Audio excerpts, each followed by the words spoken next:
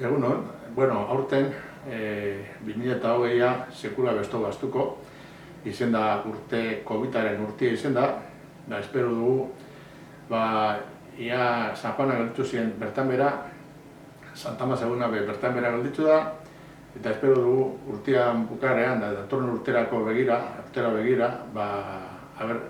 desagertzen da. Desietan gauz hori hola pasatzen da. Horregatik, bai talde kulturalekin, bai Ibaiartekin eta bai Santa Mas konbezinoekin batera eta udalekin batera, antolatu dugu, karpa bat jarri da Biteri plazan, eta antolatu dugu ekitaldi pila batzuk.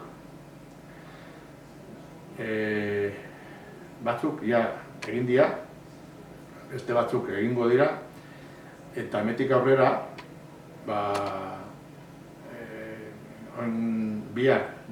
gaur hasitza, Amaiantzokian egongo da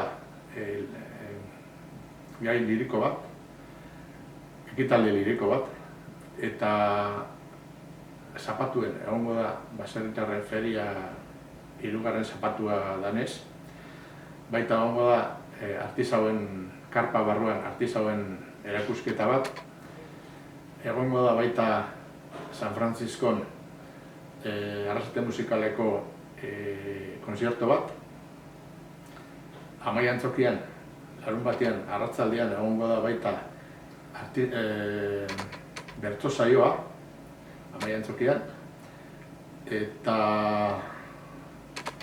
gero, ez dakigu Olentzero posible izango da ateratzea, baina, posible izaten bada, Olentzero aterako da, eta azkenian, urtarrila guztian, izango da baita errege bezperan, izango da erregian etorria, haber posible izaten da etortzia.